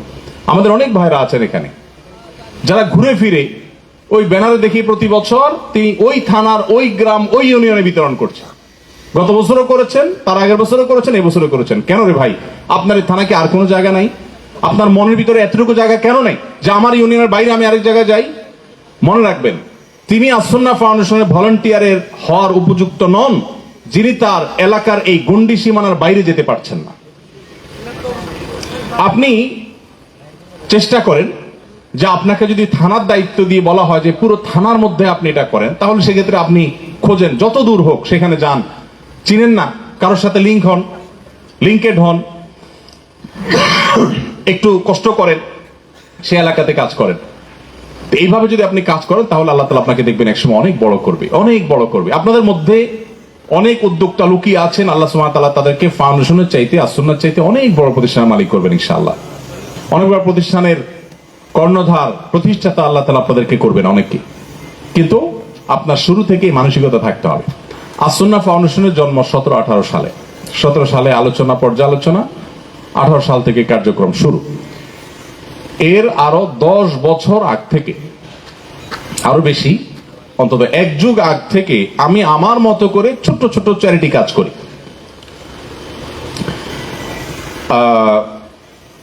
বাগেরহাটের শরণখোলা এই সমস্ত এলাকাতে যখন সিডর হয়েছে, কত সালে? 8 সালে না 9 সালে বোধ নাকি, 2008-এ সিডরের সময় আমি তখন ঢাকার মণিপুরের বাইতুল ফালা মসজিদে খতিব হিসাবে, ইমাম হিসাবে দায়িত্বরত আছি, দারুল রশাদ মাদ্রাসা শিক্ষক। তখন আমি তখন আমার মুসল্লিদেরকে, তখন সোশ্যাল মিডিয়া নেই, সোশ্যাল মিডিয়া এভাবে বাংলাদেশে পরিচিত না, আমার নিজের কোনো অ্যাক্টিভিটি ছিল না, জানতাম না, নেট কানেকশন, হোয়াটসঅ্যাপ গ্রুপ এগুলোর কোনো অপশন তখন আমার হাতে ছিল না, নাই। তখন আমি আমার মসজিদে মুসল্লিদেরকে জুমার নামাজে উদ্বুদ্ধ করলাম যে একটা দেশের একটা অঞ্চলে মানুষ এইভাবে শেষ হয়ে যাবে, ক্ষতিগ্রস্ত হবে, আর আমরা কিছুই করব না। জুমার নামাজের সময় আমরা আলোচনা করলাম, মানুষকে উদ্বুদ্ধ করলাম, 1 ট্রাক মালামাল কালেকশন করলাম, 1,16,000 বা 13,000 টাকা সম্ভবত আমরা নগদ কালেকশন করলাম। করে এই টাকা নিয়ে মসজিদের যিনি সহসভাপতি, ওনাকে সাথে নিয়ে, কারণ নগদ টাকা পয়সা আছে এখানে, আমি হুজুর মানুষ, মসজিদের স্টাফ, ইমাম সাহেব মানুষ, আমার হাত দিয়ে টাকাগুলো সব খরচ করব, এটা রিস্কি হয়ে যায়। তখন মসজিদ কমিটির লোকজনকে সাথে নিলাম, নিয়ে বললাম চলেন আমরা এলাকাতে যাই। এলাকায় গিয়েছি এবং আলহামদুলিল্লাহ যতদূর সম্ভব হয়েছে সেখানে ঘুরে ঘুরে কাজ করেছি। সেখানে একাধিক মসজিদ নির্মাণ করেছি আলাদা, এই ফান্ডের বাইরে, সেটা ঢাকা থেকে আবার আলাদা এসে ফান্ড কালেকশন করে সে মসজিদ নির্মাণের ব্যবস্থা করেছি। সেখানে অনেকগুলো টিউবওয়েল করেছি। এ হলো 2008 সালের কথা। সোশ্যাল মিডিয়া যখন ছিল না তখন মসজিদ থেকে উদ্যোগ আমি গ্রহণ করেছি। তারও আগে এবং পরে বিভিন্ন সময় সারা দেশে যখন যেটা পারছে, সৌদি আরব যখন গিয়েছি, বিভিন্ন সৌদি নাগরিকরা তারা মহব্বত করে ভালোবেসে বলতো যে তোমার দেশে অনেক গরিব আছে, কি করা যায়। আমি অনেক সময় বলতাম যে আমার দেশের এই চিত্র। তো এইভাবে তারা বিভিন্ন জন সহযোগিতা করতেন। তখন প্রায় 115 বা 20টা tubewell, deep tubewell, normal tubewell সারা দেশে বিভিন্ন জায়গায় আলহামদুলিল্লাহ আল্লাহ তাআলা করাইছেন। মসজিদ বিভিন্ন জায়গায়, সাতক্ষীরাতে একটা মসজিদ কমপ্লিট বোধহয় 35 বা 40 লাখ খরচ করে, আর এরকম বিভিন্ন মসজিদ হয়েছে। তো ফাউন্ডেশনের জন্মের বহু আগ থেকে আলহামদুলিল্লাহ এই কাজের সাথে আল্লাহ তাআলা আমাকে জড়িয়েছেন, যুক্ত করেছেন। এটা আল্লাহ তাআলার ইহসান আমার প্রতি। এই কাজগুলো যখন থেকে আমি করি, আপনারা অবাক হবেন যে তখন থেকেই আমি আমার এলাকা, আমি আমার আত্মীয় স্বজন, আমি আমার নিজস্ব বলয়ের চিন্তা কখনো করি নাই। আমি এর বাইরে চিন্তা করেছি। এক ভাই, তিনি আমাদের অফিসে এসেছেন 10 জন আলেমের ঘর বন্যায় ক্ষতিগ্রস্ত হয়েছে সেই তালিকা নিয়ে। এসে বাংলাদেশের অনেক বড় একজন আলেম, আমি নাম বললাম না, পদবি বললাম না, আপনারা সবাই চিনে যাবেন, ওনাকে দিয়ে ফোন দিয়ে ধরে রাখছেন, কথা বলছেন যে ভাই আপনি একটু কথা বলেন, উনি আপনার সাথে কথা বলবে, লিখিত সুপারিশ নিয়ে আসছেন। তো আমি ওনাকে বললাম ভাই আলহামদুলিল্লাহ নিয়মতান্ত্রিক ভাবে আবেদন করবেন, যাচাই বাছাই হবে, নিয়মতান্ত্রিক প্রক্রিয়া যদি আলহামদুলিল্লাহ ওনারা হকদার হন অবশ্যই পাবেন। কিন্তু আমার একটা কথা আছে আপনার কাছে, যেহেতু আপনি আলেম মানুষ, আমার ভাই, আপনাকে আমার জিজ্ঞাসা, আপনার এলাকায় বন্যায় যে ঘর বাড়ি ক্ষতিগ্রস্ত হয়েছে বা ভাঙছে, এগুলো কি সব হুজুরদের গুলো বাইসে বাইসে ভাঙছে নাকি আরো মানুষেরটা ভাঙছে? তো না না, অন্য মানুষেরটাও তো ভাঙছে। তা বললাম তাহলে আপনি কেন 20টা বা 30টা ঘরের তালিকা আনেন নাই? আইনা যদি বলতেন যে ভাই এখানে 5-7 জন আলেম আছেন, বাকিরা সাধারণ মানুষ। যদিও তালিকা এনে এভাবে আবেদন করার সিস্টেম আমাদের নাই, আপনাকে যথা নিয়মে অনলাইনে আবেদন করতে হবে। এভাবে আসলে পার্সিয়ালিটির সুযোগ থাকে, চেহারা দেখা দেখি সুযোগ থাকে, এটা আমাদের এখানে নাই। তারপর আমার জিজ্ঞাসা, শুধু আলেমদের ঘর তো ক্ষতিগ্রস্ত হয় নাই, সাধারণ মানুষের ঘরও ক্ষতিগ্রস্ত হয়েছে। তো আপনি একজন আলেম হিসাবে আপনি তো উম্মতের একজন হতে না পারেন, শুধু আলেমদেরকে নিয়ে আপনি ভাবেন কিভাবে আপনি উম্মতের নেতৃত্ব দিবেন, কিভাবে আপনি উম্মতের লিডারশিপ হবেন? উম্মত যখন দেখবে হুজুররা হুজুরদেরকে নিয়ে ভাবে, ডোনেশন পাইছে হুজুররা মাদ্রাসাতে নিজেরা ভাগ করে নিছে, এলাকাবাসীর খবর নেই, তাহলে কিভাবে আপনাকে তারা লিডার হিসাবে, নেতা হিসাবে মেনে নিবে বলেন? আমার রাসূল সাল্লাল্লাহু আলাইহি ওয়াসাল্লাম কি এভাবে কাজ করেছে? আমার রাসূল তো রাসূলুল উলামা ছিলেন না, রাসূলুল মুসলিমিনও ছিলেন না, তিনি রাসূলুল আলামিন ছিলেন, তিনি রাহমাতুল লিল আলামিন ছিলেন। আমার রব তো রব্বুল মুসলিমিন না, রব্বুল মুত্তাকিন না, রব্বুল উলামা না, আমার রব হলেন রব্বুল আলামিন, আমার রাসূল হলেন রাহমাতুল লিল আলামিন। তো আপনি আলেম হিসাবে কেন জাতির আলেম হতে পারছেন না? শুধু হুজুরদের গন্ডি, আলেমদের গন্ডির বাইরে আপনি ভাবতে পারছেন না কেন? তখন সেভাবে বললেন হ্যাঁ আমি বুঝতে পেরেছি বিষয়টা। আমি বললাম ভাই অবশ্যই একজন আলেম যখন এফেক্টেড হবে তার প্রতি আমাদের সিম্প্যাথি কাজ করবে, আমরা বিশেষভাবে তাকে ভালোবাসবো। একজন দিনদার মুত্তাকি মানুষ অবশ্যই আমাদের বিশেষ ভালোবাসা এবং সিম্প্যাথি পাওয়ার হকদার রাখে। কিন্তু আমাদের সিম্প্যাথিটা শুধুমাত্র যদি এই বিশেষ শ্রেণীর জন্য সীমাবদ্ধ, এটা শুধু আলেমদের কথা বলছি না, এলাকার কথা একইভাবে প্রযোজ্য, যে আপনি এলাকার বাইরে ভাবতে পারছেন না। এই জন্য আমি সবচেয়ে বেশি সময় এই পয়েন্টটাতে নিলাম। আমি আশা করব আপনারা যখন এলাকাতে কাজ করবেন, আল্লাহর ওয়াস্তে কখনো এলাকা, নিজের আত্মীয় স্বজন এগুলো চিন্তা করে উপকারভোগী নির্বাচন করবেন না। যদি আপনি এই গণ্ডি থেকে বের হয়ে আসতে পারেন, আপনি একটু বড় মনের পরিচয় দিতে পারেন, আল্লাহ তাআলা আপনাকে দিয়ে অনেক বড় কাজ নেবেন ইনশাআল্লাহ। এলাকা ভিত্তিক কাজ করা নিষেধ না, আপনি এলাকাতে নিজস্ব উদ্যোগে কাজ করেন, এলাকার হক আছে, আপনি সেটা আমি বারবার বলেছি, এলাকার হক আছে। পকেট থেকে যখন টাকা খরচ করবেন এলাকাকে আগে দিবেন অবশ্যই। আপনার এলাকাতে কিছু ডোনারদের কাছ থেকে টাকা পয়সা কালেকশন করেন, সেখানে এলাকাতে কাজ করেন। কিন্তু যখন সারা দেশ থেকে মানুষ টাকা দিয়েছে, তখন আমার দল মত, ব্যক্তি, গোষ্ঠী, এলাকা, পরিচয় এগুলো নির্বিশেষে কাজ করতে হবে। আমি বন্যার সময় যখন গিয়েছি আমার চন্দ্রগঞ্জে, তো আমার এলাকার লক্ষ্মীপুর, আমার গ্রামের আলেম ওলামারা অনেকে নাকি অসন্তুষ্ট, কারণ তারা আশা করছেন তাদের এখানে একটু বেশি আসবে। তো আমাকে বলা হলো গ্রাম থেকে যে আপনার উপর এলাকার আলেম ওলামা বা মুরব্বীরা খুবই ক্ষেপে আছেন, আপনাকে পাইলে খাবে, অবস্থা খুবই খারাপ, আসলে হিসাব নিকাশ করে এলাকায় আসে।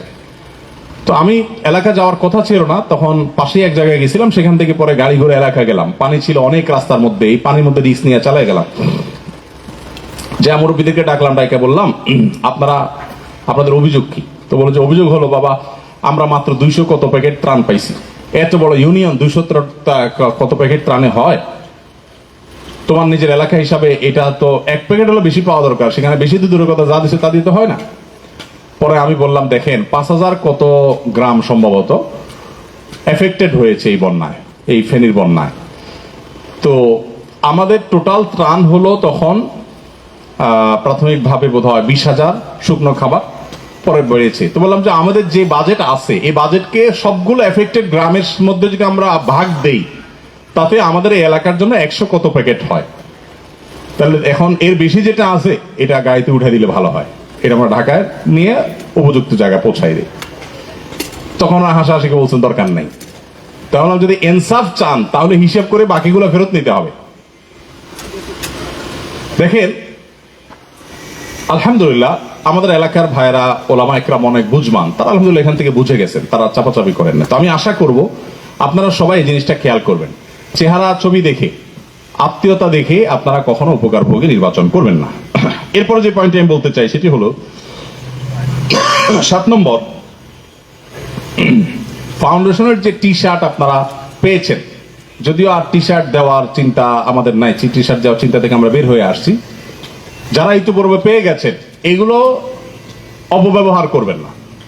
এগুলোর অপব্যবহারের মানে হলো আপনি এগুলা পরে বাজারে গেলেন, বিভিন্ন জায়গায় গেলেন, একটু ভাবসাব তো হইলো বুঝলাম, ভাবসাবের পাশাপাশি আপনি বিশেষ সুবিধা হাসিলের চেষ্টা করলেন। এটার কিন্তু জ্বালাও আছে, সুবিধা তো পাবেন কিছু কিছু, কি আছে? জ্বালাও আছে। জ্বালা কি? জ্বালা হলো এলাকাতে মানুষ দেখে বলবে, ভাই আমার ঘরটা ভেঙে গেছে, ভাই আপনি না ফাউন্ডেশনের লোক। তখন আপনি কি করবেন বলেন? আপনি যত কাহিনী করেন ফাউন্ডেশন থেকে তো আপনি আদায় করতে পারবেন না, তো সহজ না। তাহলে উপায় কি? এরপরে বলবেন যে ছেড়ে দেমা কেন্দ্রে পাচ্ছে, গেঞ্জি খুলে পরে পালায় চলে যাবেন। এটা হলো সমস্যার দিক। আর অনেকে আছেন এগুলো সোশ্যাল মিডিয়াতে, ফেসবুকে ছবি তুলে দেওয়া, বিভিন্ন ভাবে এই কাজগুলো করেন।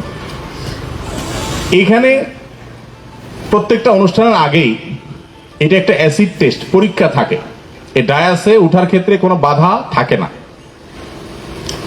গতকালকে এখানে আমাদের স্কিলের সম্মেলন হয়েছে, 2 দিন আগে এখানে সদস্য সম্মেলন হয়েছে। প্রতি বছর এখন থেকে ইনশাআল্লাহ 25 ডিসেম্বর থেকে নিয়ে ধারাবাহিক 3 দিন এই প্রোগ্রামগুলো হবে ইনশাআল্লাহ। তো নিশ্চয়ই আপনাদের মধ্যে অনেকে ফাঁকা মাঠ পেয়ে এই ডায়াসে দাঁড়িয়ে ছবি তুলেছেন। আমি কি সঠিক বলেছি? কেন বলে করেছেন এই কাজ বলেন? ফেসবুক প্রোফাইল পিকচারে দিবেন, তাতে মানুষ বুঝবে এই লোক যেন তেন মানুষ না, এই ফাউন্ডেশনের ডায়াসে দাঁড়ায় বক্তব্যরত। এ হয়তো এই মুহূর্তে হয়তো স্বাধীনতার কোনো ঘোষণা দিচ্ছিল বা কিছু, অনেক গুরুত্বপূর্ণ ব্যক্তি, এই বার্তা দেওয়ার জন্য। আসলে কি বিষয়টা সত্য না মিথ্যা? আপনি এখানে বক্তব্য দেন নাই, বক্তব্য দেওয়ার ছবি নিয়েছে। আপনার এই ছবি কথা বলবে, কি বলবে? বলবে এই লোক ফাউন্ডেশনের বিরাট বড় আয়োজনের একজন বক্তা, যেন তেন মানুষ না, স্বেচ্ছাসেবকদেরকে নসিহত করবার জন্য ডায়াসে দাঁড়িয়ে তিনি বক্তব্য রেখেছেন। এটা হলো আপনার ছবি, কথা বলবে। এই কথাটা সত্য না মিথ্যা? মিথ্যা। এই মিথ্যা কথা বললে গুনাহ হবে কি হবে না? আমি কি বোঝাতে পেরেছি? আপনার কি কষ্ট পাচ্ছেন? বেশি কষ্ট পাচ্ছেন? কষ্ট বেশি হয়ে গেলে নাপা খেয়ে নিন। দেখেন, এগুলো অনেক সময় এত ডিপলি আমরা ভাবি না, অনেক সময় ছেলেমি থাকে। আমি আপনাদেরকে দোষারোপ করছি না যারা ছবি তুলেছেন, কিন্তু আমি বলছি যে একজন মুসলমান সৎ হবে, সত্যবাদী হবে। সত্যবাদী মানে শুধু মুখ দিয়ে সত্য কথা বলা সত্যবাদী তার নয়, সত্যবাদী তার বহু দিক আছে ভাই, এটা একটা দিক। আপনি যেটা করেন নাই মানুষের কাছে সেটার বার্তা দিচ্ছেন, আপনি যা না সেটা আপনি জাহির করছেন। এটা কি সততা না অসততা? অসততা। আপনারা যারা ছবি তুলেছেন, আল্লাহর রাস্তায় আপনারা আমাকে মাফ করে দিয়ে, আপনাদেরকে হার্ট করার উদ্দেশ্য না, এটা শুধু এই প্রোগ্রামে না, সকল অনুষ্ঠানে সকল প্রোগ্রামে এটা হয়। আমি তো আগে ছিলাম না, আমি তো আসছি একটু আগে, আমি তো দেখিনি আপনারা কে ছবি তুলছেন কি তুলছেন না, বাট আমি ধরতে পেরেছি, কারণ আমি জানি এরকম ডায়াস খালি পাইলে একটা ছবি নেওয়া হয়। এই যে কোনো মানুষ নেয় জন্যায় গ্রিন স্ক্রিনে বৈশা ওয়াজ মাহফিলে পোস্টার লাগায়া বিশাল বড় বক্তা সাজে, আজকাল দেখেন না এগুলো আপনারা? এগুলো দেখার পর কি আপনারা সেগুলোকে ভালো বলেন না খারাপ বলেন? কারণ প্রতারণা করা হচ্ছে, ধোঁকা দেয়া হচ্ছে মানুষকে। তো একই কাজ এখানে দাঁড়া যদি আপনি আঙ্গুল তুলে ছবি নেন, তাহলে সেই কাজটা হলো কি হলো না? ভাইরা আমার, এটাতে ইমেজ বিল্ড আপ হয়, আমি জানি এটাতে ইমেজ বিল্ড আপ হয়, কিন্তু বিশ্বাস করুন ইমেজ বিল্ড আপের এটা সঠিক কোনো পদ্ধতি না। ইমেজ বিল্ড আপের সঠিক পদ্ধতি হলো আল্লাহর সন্তুষ্টির জন্য কাজ করে যান। আল্লাহর কসম করে বলছি, আপনি যদি নিজেকে উম্মার জন্য উপকারী এটা সাব্যস্ত করতে পারেন, দাঁড় করাতে পারেন, তাহলে আল্লাহর ওয়াদা আছে আল্লাহই আপনাকে মানুষের সামনে তুলে ধরবেন। আল্লাহ সুবহানাহু ওয়া তাআলা বলেছেন, ওয়া আম্মা যাবাদু ফায়াযহাবু জুফাআ ওয়া আম্মা মা ইয়ানফাউন নাস ফায়ামকুতু ফিল আরদ। ফেনা বুদবুদ এটা অনেক উপরে ভাইসা উঠে, সবাই দেখে বাহ এত ফেনা, কিন্তু একসময় সেটা হারিয়ে যায়। আর ফেনার তলে যে পানি থাকে সেটা যখন মানুষের, উদ্ভিদের, প্রাণের জন্য উপকারী হয়, আল্লাহ তাআলা ওইটাকে টিকিয়ে রাখেন, ফেনা কিন্তু হাওয়া হয়ে যায়। আপনি কি ফেনা হতে চান না উপকারী পানি হতে চান? এই সিদ্ধান্ত আপনাকে নিতে হবে। এই সস্তা কাজ করে করে যদি ফেনা হন, ফেনা এক সময় হারিয়ে যাবে। আর যদি পানির মতো উপকারী হতে চান, তাহলে কোথাও নাম, যশ, খ্যাতি, জাহির, প্রকাশ কোনো কিছু নয়, আল্লাহকে দেখাবার জন্য কাজ করেন আর বলেন, আর মালিক তুমি আমাকে জীবনের সুযোগ দিয়ে মানুষের জন্য কিছু করার। দেখবেন আসুন্নার চাইতে 10 গুণ বড় আসুন্নার উদ্যোক্তা, আয়োজক এবং প্রতিষ্ঠাতা হওয়ার তৌফিক আল্লাহ তাআলা আপনাকে দান করবে। এই জন্য ভাই করজোর করে বলি, ছোট লোকি, নিচুতা, ছেলেমি, পাগলামি, হিয়ালিপনা এগুলো ছেড়ে দেন। মানুষ আমরা, আমাদের ত্রুটি থাকে, সংশোধনের জন্যই আমরা চেষ্টা করব। আমরা যদি এগুলোর ঊর্ধ্বে উঠতে পারি, আমরা অনেক বড় হতে পারবো ইনশাআল্লাহ। আপনারা কি আমার কথা বেশি কষ্ট পাচ্ছেন? আসলে আপনাদেরকে আঘাত করার জন্য বলা না, এটা পাবলিক প্রোগ্রাম না, পাবলিকের প্রোগ্রাম না। এখানে আপনারা সবাই বিশেষ লোক, আমাদের ঘরের লোক, আসুন্নাহ ফাউন্ডেশনের ফ্যামিলির সদস্যরা। আমরা আত্মসমালোচনা করছি, নিজের আলোচনা করছি, আপনারা কষ্ট পাবেন না। এরপর 8 নম্বরে যে বিষয়টি বলতে চাই তা হলো, আপনারা যখন কাজ করবেন, কোন উপকারভোগীর কাছ থেকে কোন সুবিধা গ্রহণ করবেন না। এটা তো আপনাদেরকে সবসময় বলা থাকে, তাই না? উপকারভোগীর কাছ থেকে আপনারা কখনো কোন সুবিধা ভোগ করবেন না। আপনি গেছেন ইয়ের জন্য, আপনার তালিকা করার জন্য, তো আপনাকে চেয়ার টেয়ার দিয়ে বসে সুন্দর করে চা পানি টানি খাওয়াইছে, এত বেশি খাওয়াইছে। খাবার আসলে কথা বলে, খাবার কি করে? কথা বলে। পেটে ঢুকলেই এটা ট্যাবলেট যেরকম কাজ করা শুরু করে, এটা ভেতরে ভেতরে কাজ করা শুরু করে। এই জন্য চেষ্টা করবেন বিনয়ের সাথে সেটাকে অ্যাভয়েড করার। জি না, আমি কোনো চা পানি কিছু খাবো না। কারণ উপকারভোগীদের কাছ থেকে এটা ভোগ করলে আপনি দুর্বল হয়ে যাবেন।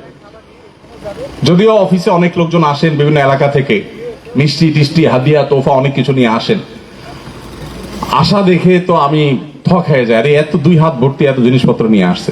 আসার পরে এরপর আস্তে আস্তে আস্তে কথা 2 কথা বলতে বলতে মূল আলাপের জায়গা আমি তো খুঁজতে থাকি যে আলাপটা জায়গা আসতেছে না কেন। যখন আলাপের জায়গায় আসে আমি তখন চিন্তা করি, আরে বেচারার ব্যাড ইনভেস্ট, লস প্রজেক্ট, অহেতু কি টাকাগুলো নষ্ট করছে, কাজের কাজ কিচ্ছু হবে না।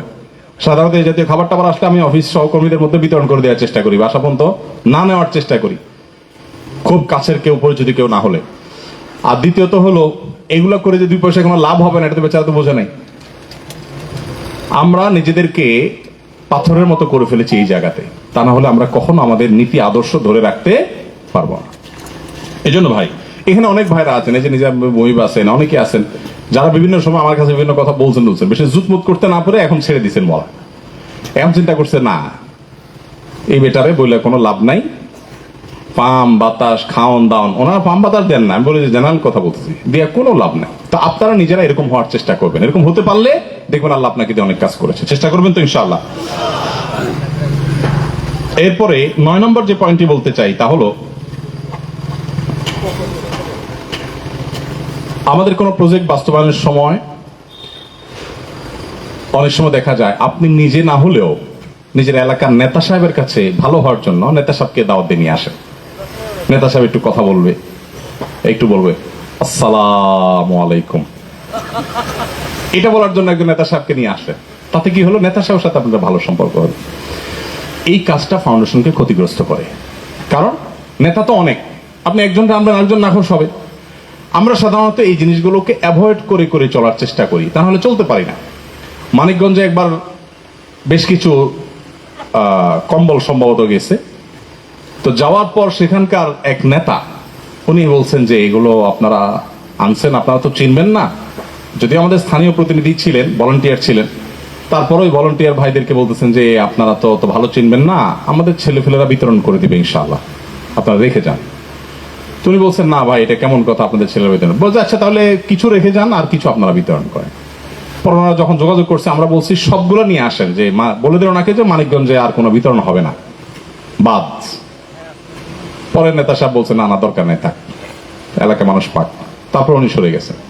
তো এইভাবে করে করে আমাদেরকে কাজ করতে হয় ভাই। আমাদের অনেক ভাইরা আছেন, গতকাল না পরশু কোন এলাকার এক ভদ্রলোক লিখছেন যে অমুকের উসিলায় আসন্না ফাউন্ডেশনের শীতবস্ত্র এলাকাতে এসছে, সেজন্য তাকে এলাকাবাসীর পক্ষ থেকে অভিনন্দন কৃতজ্ঞতা, এরকম একটা পোস্ট আমার নজরে আসছে। আসলে আমি আমাদের মানব সেবা ডিপার্টমেন্টকে পাঠাইলাম যে এই বেটা কোত্থেকে আসলো, যে ফাউন্ডেশনের মানুষের দানের টাকাতে সে ক্রেডিট নিতে আসছে, তার ফুসলানিতে তোমরা সেখানে কাজ করছো কিনা, কাহিনী কি। তখন পরে এটা তদন্ত করে দেখা হলো যে ওই পুরাই ফাঁকা ফাপড় ফাঁকা বলি, দেখছে যে বিতরণ হয়ে গেছে, মাঝখান থেকে একজন একটু ক্রেডিট নিল আর কি। তো সাধারণত এই কাজগুলো অনেক কন্ট্রোভার্সিয়াল, অনেক বিতর্কিত ইস্যু তৈরি করে দেয়। আমরা আমাদের নিজেদেরকে বাঁচানোর জন্য আপ্রাণ চেষ্টা করি। আপনাদের যদি কোনো বিতর্কিত কাজ হয় মনে রাখবেন এটা কিন্তু আমাদেরকে শেষ করে দিবে, এই জন্য আল্লাহর হস্তে বিষয়গুলো সাবধান থাকবেন। সর্বশেষ 10 নম্বর যে পয়েন্ট বলবো, যেটি আমাদের ভলান্টিয়ারদের জন্য হারাম বা নিষিদ্ধ, সেটি হলো অনুমতি ছাড়া ফাউন্ডেশনের সেই বিতরণ বা যে কোনো কার্যক্রম থেকে লাইভ করা বা ফাউন্ডেশন হয়ে প্রচার, এমনি একজন সাধারণ মানুষ হিসেবে আপনি করতেই পারেন, সমস্যা নেই। ফাউন্ডেশন হয়ে যদি আপনি কোনো লাইভ করেন, কোনো ভিডিও করেন, তাহলে সেটার জন্য অবশ্যই কর্তৃপক্ষের অনুমোদন নেবেন। যদি কর্তৃপক্ষ দেখে ঝামেলার কিছু নাই, অবশ্যই আপনাকে অনুমতি দিবে, না হলে আপনি সেটা করবেন না। আমার এতক্ষণের কথা শুনে আপনাদের কাছে হয়তো মনে হয়েছে ওরে বাবা এত হাইকোর্ট, এত সুপ্রিম কোর্ট, নিজের খেয়ে নিজের দেয় করি। দেখুন, ফাউন্ডেশন তো আমাদের সবার, আমাদের সবার। এই প্রতিষ্ঠানকে বাঁচাবার জন্য আমরা নিজেরা অনেক কিছু বাছাই করে করে চলি, অনেক কিছু বেছে বেছে চলি। আপনারা তো জানেন নিশ্চয়ই যে ফাউন্ডেশন ট্রাস্টি বোর্ডে আমরা যারা আছি, ফাউন্ডেশন থেকে আমরা কোনো স্যালারি, কোনো বেতন কিছু নেই না, কোনো সুবিধা গ্রহণ করি না। সুবিধা গ্রহণ বলতে ফাউন্ডেশনে যখন বসে ডিউটি করি তখন মেহমান আসলে মেহমান চা খাইলে সাথে আমরাও খাই, যদিও সেই চাটা আবার ফাউন্ডেশনের টাকা কেনা না, ওইটা আমার নিজের পকেটের টাকা কেনা। ফাউন্ডেশনে সাব্বিরের রুমে যত মেহমান আসে, আমার রুমে যত মেহমান আসে, এই সকল মেহমানের চা আমি নিজের পকেটের টাকা দিয়ে কিনি, ফাউন্ডেশন টাকা দিয়ে কেনা হয় না। এটা অন রেকর্ড বললাম, আমি আলাদা কিনে আনি। এর বাইরে হয়তো কখনো বাদাম খাইলাম, সবকিছু আর কেনা যায় না। দুপুরের খানাটাও বাসা থেকে আমি নিয়ে যাওয়ার চেষ্টা করি।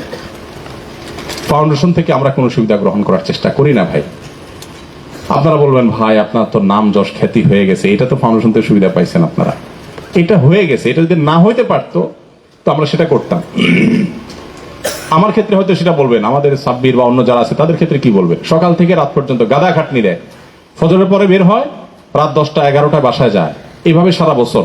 শুক্রবার বলতে কোনো কিছু নাই, আমাদের ডিকশনারিতে ছুটি বলতে কিছু নাই, এভাবে সারা জীবন চলে যায়।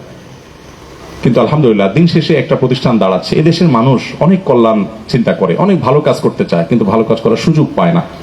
এই প্রতিষ্ঠানটাকে যদি আপনারা বিতর্কের ঊর্ধ্বে ধরে রাখতে পারেন তো আমরা সবাই চিরকাল বেঁচে থাকবো না পৃথিবীতে, কিন্তু এই দেশ নয়, পৃথিবীর মানচিত্রে একটা নতুন ইতিহাস রচনা হবে ইনশাআল্লাহ। আপনাদেরকে একটু স্বপ্ন দেখায় আমি শেষ করি। আসুন্নাহ ফাউন্ডেশন দেশের না, আমাদের পরিকল্পনা সারা পৃথিবীর যত দাতব্য প্রতিষ্ঠান আছে, যত চ্যারিটেবল অর্গানাইজেশন আছে, আসুন্নাহ ফাউন্ডেশন তার ভিতরে সবচেয়ে শক্তিশালী, সবচেয়ে প্রভাবশালী, সবচেয়ে বাস্তববাদী, সত্যিকারের মানব দরদী প্রতিষ্ঠান হিসেবে গোটা বিশ্বের মধ্যে সবচেয়ে শক্তভাবে ভালোভাবে মাথা উঁচু করে দাঁড়াতে চায়। এটা হলো স্বপ্নের জায়গা। আমরা চিরকাল বেঁচে থাকবো না, আপনারা থাকবেন। আপনাদের মধ্য থেকে কেউ হয়তো ফাউন্ডেশনের চেয়ারম্যান হবেন, সেক্রেটারি হবেন, উঠে আসবেন।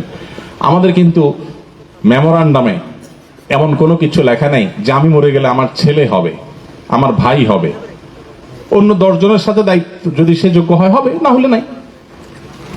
শুরুতে এরকম একটা ক্লজ ছিল, পরবর্তীতে আমরা নিজেরা পরামর্শ করে এটা বাদ দিছি যে না, এটা ফিতনার দুয়ারকে উন্মোচন করবে, আমরা এটা চাই না। নির্দিষ্ট একটা ক্রাইটেরিয়া দেওয়া আছে, ক্রাইটেরিয়ার মধ্য দিয়ে যে কেউ আসবে। তো আমরা চিরকাল থাকবো না ভাই, প্রতিষ্ঠান ইনশাআল্লাহ থাকবে। এই প্রতিষ্ঠানকে সামনে নিয়ে যাওয়ার জন্য আপনাদের সবার প্রচেষ্টা দরকার। আপনারা সবাই সহযোগিতা করবেন সেটি আমি আপনাদের কাছে প্রত্যাশা করি, মনে প্রাণে দোয়া করি। এবং আপনাদের কাছে অনেকগুলো তিতা কথা বলেছি, আপনারা হয়তো আশা করেছেন, সারা বছর কাজ করেছি, আজকে ডেকে এনেছে, একটু পাম্পট্টিমূলক কথা বলবে, একটু হাওয়া বাতাস দিবে, একটু শুকরিয়া দিবে। শুকরিয়া দিছে ঠিক আছে, কিন্তু বাঁশ বেশি দিছে। আপনারা হয়তো অনেকে সেভাবে নিতে পারেন। মূলত আপনারা আমাদের ঘরের মানুষ, পরিবারের সদস্য। আপনাদেরকে একসাথে এভাবে আমরা আগে কখনো পাইনি, এটা প্রথম ঘটনা। সারা দেশ থেকে আমাদের বিভিন্ন পর্যায়ে প্রতিনিধিত্ব করা, ভলেন্টিয়ারি সার্ভিস দেওয়া আমাদের প্রিয় ভাইরা আজ একত্র হয়েছেন। এটা আমাদের আজকে ঈদের দিন, আনন্দের দিন। তো এই জন্য আপনাদেরকে নেগেটিভ যে বিষয়গুলো আছে সেগুলো আপনাদের সামনে পেশ করলাম, যাতে করে আপনারা এই বিষয়ে সতর্ক থাকেন। আপনারা যদি সতর্ক থাকেন, ফাউন্ডেশন বিতর্কের ঊর্ধ্বে উঠতে পারবে। একজন ভলান্টিয়ার উল্টাপাল্টা একটা কাজ দ্বারায় ফাউন্ডেশন ডুবে যেতে পারে, ফাউন্ডেশন ক্ষতিগ্রস্ত হতে পারে। আপনি চিন্তাও করতে পারেন না, আপনার একটা ভুলভাল কাজ থেকে বিরাট বড় বিপদ ডেকে আনতে পারে আমাদের। এই জন্য আমি আশা করব আপনারা সর্বোচ্চ দায়িত্বশীলতার পরিচয় দিবেন। ঠিক আছে তো ইনশাআল্লাহ? জাযাকুমুল্লাহ খায়ের। আমি সর্বশেষ যে আহ্বান আপনাদের কাছে রাখতে চাই সেটা হলো যে আপনারা যখন আমি কোনো এলাকাতে যাব, তুমি এখানে দাঁড়াইতে ওয়াজ করতেছো, আমি যখন কোনো এলাকাতে যাব তখন আপনারা এসে আমাকে রিসিভ করবেন, পরিচয় দিবেন। যে এলাকাতে, ওই যে বললাম না, কোথাও পরিচয় দিবেন না, দিবেন আমাদের কাছে এসে বলবেন আমি এখানে ভলান্টিয়ারি কাজ করি, আমি অমুক সালে, এখনো অনেকে আছে বলে 22-এর বন্যে আমি চাউলের বস্তা বানছিলাম। এটা বললে আমার কাছে আপন আপন মনে হয় যে লোকটা খুব কাছের মানুষ, আমার ঘরের মানুষ। তো আমরা যেখানে যাব আমরা চাই ভলান্টিয়ার হিসেবে আপনারা সামনে আসবেন। আমার মনে হয় এত সময় বরাদ্দ ছিল না, অনেক বেশি আমি কথা বলে ফেলেছি। আল্লাহ তাআলা আমাদেরকে কল্যাণের পথে সম্মিলিতভাবে এগিয়ে যাওয়ার তৌফিক দান করুন। আজ এখানে যেরকম আমরা সমবেত হয়েছি, আল্লাহ তাআলা আমাদেরকে ঠিক এইভাবে জান্নাতুল ফেরদাউসে একত্র হওয়ার তৌফিক দান করুন। প্রতি বছর এই সম্মেলনটা হবে, আপনারা কষ্ট করে আসবেন তো ইনশাআল্লাহ? আল্লাহ তাআলা আমাদের সবাইকে তৌফিক দান করুন। দেন।